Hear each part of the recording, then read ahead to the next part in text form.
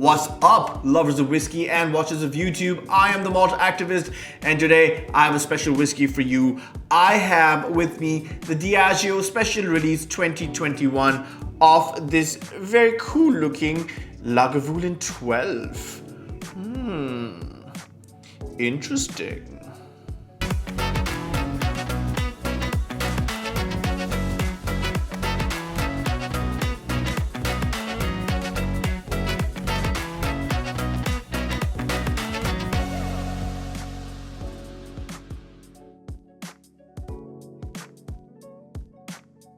What's up? Good to have you back, boys and girls. Actually, no, girls is a bit of an exaggeration because if you check my YouTube stats, it's 99.9% skewed towards the male gender. And you know what? I think that's cool. I like that I have a niche and I'm happy with that. Anyway, I digress. So, what do we have here? We have with us the Lagavulin 12 served at cask strength. There you go. And this is part of the Diageo Special Release 2021. Now, for those of you who've been, long time supporters of this channel will know that I did a very extensive and rather emotional review of the Diageo Special Release 2020 when I got those big fat sample boxes, and then I was super excited about trying them all, and then everything was just so painful. And of the lot, there were maybe just 2 or 3 whiskeys that, in my opinion, stood the test of time and quality, and the Lagavulin 12 last year was one of them. So, very excited to have this with us. Full bottle. Well, when I say full bottle, I mean a 70 cl bottle instead of a 5 cl sample. What do we know about this? We know that this is bottled at a natural cask strength of 56.5% ABV, matured exclusively in refill bourbon barrels. Now, what does that mean? I think it means a mix of first, second, and third, but it is what it is. Again, not enough literature out there for me to comment. What else? That's what it looks like. But what I love, what I absolutely adore, is this cover, man. Check out this flaming lion mane. Ooh, that lion looks angry. Super angry lion. Man, that's a pretty cool cover. I love it. I love this cover. It says the lion's fire. Yeah. Pretty cool. They have a little, oh, there it is. They have a little QR code, which I will scan in a bit and share with you what the fuss is about. But in the meantime, let's read this. What does it say? It says, as our fable goes, the king of Islay, seen upon the crest of Lagavulin, was no ordinary feline but a lion rampant, who prowled the grounds of an Islay castle, a fresh victor, intense in power and pride. This brooding and battle-worn beast won its crown through flame and ferocity, and came to represent one of Scotland's most fiery distilleries. I mean, there's a lot of text. I won't read through the whole thing, TLDR. But hey, man, I know we make up stories to sell our whiskeys, and that's fine. And if you want to do like cool artwork like this, we're happy. We're happy with cool artwork. And as covers go and as labels go, this is a damn fine effort at making something quite collectible. And so for that, tip of my hat, Diageo, which I rarely do. I rarely tip my hat to Diageo, but I will tip my hat to them on this particular artistic rendition of the flaming lion, or the lion's fire. Why am I saying flaming lion? Man, it's nice. It's really nice. I love this packaging. It looks very cool. The colors are fantastic. Like, I would buy this. If you see it on a shelf, it immediately draws your attention. So I think well done. Amazing job on that packaging, and full marks. Well done, Diageo. Super. However, on this channel, we do not get distracted by trivialities. No. We always believe that the proof is in the pudding. And in this case, this pudding has been served at 56.5%. There you go. At 56.5% cask strength. That's what it looks like. There you go. Why am I not getting in focus? There you go. Are you in focus now?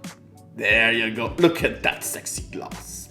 Look at that sexy branding on this sexy glass. I love it. Okay, cool. That's what it looks like. Of course.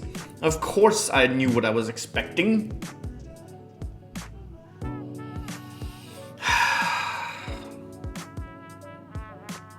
Lagavulin does make some lovely noses. I am a sucker for high strength whiskeys matured in bourbon barrels, so I cannot be complaining about the nose. All this has to do is fail on the palate because I think the nose is quite phenomenal. And I have my notes here. Let's read them out. We have dry peat, brine, sea spray, seaweed, fish nets, green fruits, and lots of lemon and lime. A hint of black pepper, I'm gonna say. A quintessential 12-year-old cask strength nose. I'm a huge fan of the 12-year-old cask strength series and have been for many years. I do feel that the quality of the whiskey has gone down compared to earlier years. However, it's still a very decent whiskey to drink. I can be pedantic and be like, nah man, the 2013 was a great year, or the 14 was an amazing year, or the 2012 bottling was just gorgeous. But the fact of the matter is, these are still very decent whiskeys where we have age statements, which is nice. We have cask strength, which is nice. And I'm always happy to trust Lagavulin maturation. So, it's a distillery I can, I can bank on, and I'm happy to do that here. I'm not entirely happy always with the entire range of the special release, but that's just me being an arse, really, nothing else, and just being picky and just being pedantic. But I'm not going to do that. I have here with me this Lagavulin, which the nose smells quite wonderful. Even if it's slightly one-dimensional, even if it's exactly what I expected it to be, it is a familiar smell that I am fond of, and so when I smell it, it releases the same happy cells in my brains, and so I'm happy to nose it, and quite content with what I have in my glass, just from the nose. Because it reminds me of a good time. That's all it is. But yeah, so served at cask strength, refill bourbon barrels, 12 years old. There you go. Well, I guess there's nothing left for me to do but dance. Chin chin.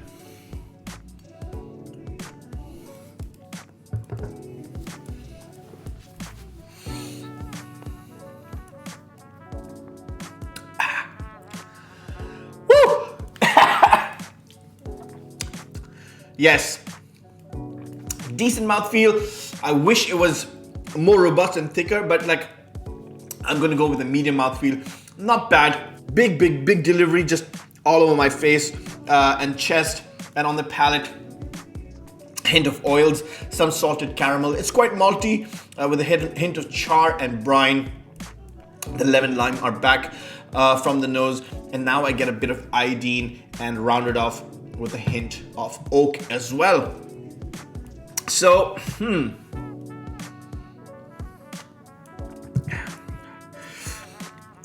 big, strong, powerful whiskey served at cask strength, matured in first fill bourbon barrels. It's very hard to get this formula wrong, and they haven't got it wrong. I think they've done a very decent job. Do I think it's slightly one-dimensional? Maybe if I'm being too overly picky, but I don't think I should be, because it's a decent whiskey, man. And considering what we have on offer around the world, Like I said, age statement, cask strength, good maturation.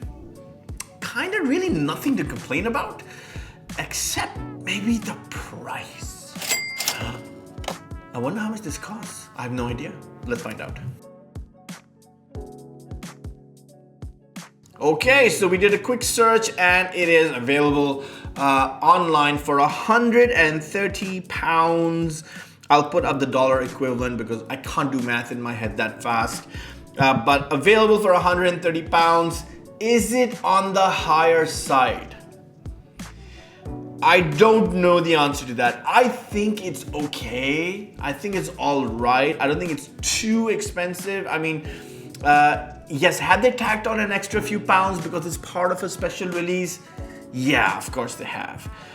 But when you compare it to the other stuff in the market, I don't know. It depends on your taste. And like I said, you're getting a 12-year-old whiskey at cask strength, and it's decently matured, and it's from a wonderful distillery. So is £130 a lot?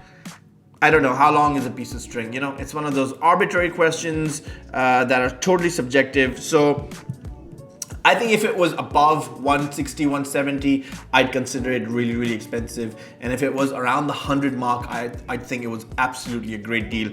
But you know, it sits somewhere right in the middle at £130, which makes me feel it's, you know, kind of neither here nor there. And it's really down to the individual's preference on what they really prefer and how much they want to spend on a whiskey. But you know, if you're someone like me and you're a fan, yeah, man, this is good. You know, so if you're a fan, you'll be like, yeah, it's expensive and price of whiskey is going up and oh, damn you, whiskey gods. But here's my £130. I'll buy this whiskey. And then you sit down and you enjoy it. So I know a lot of my friends love this type of flavor profiles. I know when they come over and they try this whiskey, they will like it. I know that for a fact. And you know, if I can get a few of my friends to like the whiskey that I serve them, that I guess that's money well spent. You know, if I was just gonna sit by myself and drink this with no one to share with, then yeah, then £130 is a lot. You know, to pleasure yourself. Do not be making sexual innuendos in the comments when I say that. But yeah, I think that's a good distinction, you know. If it was just for myself, maybe I wouldn't spend the £130. But because whiskey is a social experience and I want my friends to come and drink this whiskey, then I think it's £130 well spent, knowing that my friends like this kind of whiskey. So, you know, sometimes you spend money for your friends. And, you know, there's nothing wrong with that. And there's nothing wrong with this whiskey either, frankly. If I came to your house and you served me this, I would not be complaining. I would absolutely not be complaining. I'd be going back for seconds. I'd be pairing this with oysters or something else. And I'd drink more than one glass of it if I was at your house and you served this to me. So, bottom line, very decent dram, good quality spirit. I like the maturation. Flavors are on point. And like I said, check this out. Check out this angry lion. Check out this angry boy with flames for a mane. Man, that's pretty cool. That is very cool. Oh, and now we have this QR code. So apparently there's a story, and now we are going to check it. Sorry, this is not turning out well, guys. My bad. Oh, there it is. So, and now we tap to place. What happened there? Oh! The crest of Lagavulin was no ordinary feline, but a lion rampant who prowled the grounds of an Isla castle. A fresh victor, intense in power and pride. This brooding and battle-torn beast won its crown through flame and ferocity, and triumphantly came to represent one of Scotland's most fiery distilleries. The ruins of the 16th century Dunivale Castle, which served as the naval base for the Lord of the Isles. Okay, this is very cool. I'm going to stop this now. Well, this is very cool. So I'm gonna do this on my own. I think you should do it too. Here, you know what you should do? I am going to take a snapshot of here. There you go. That's the QR code.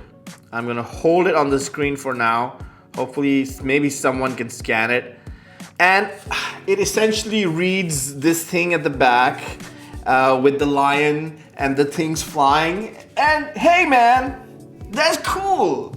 You know, I like this kind of things. It's experiential. It tells me about the whiskeys. I love little marketing stories.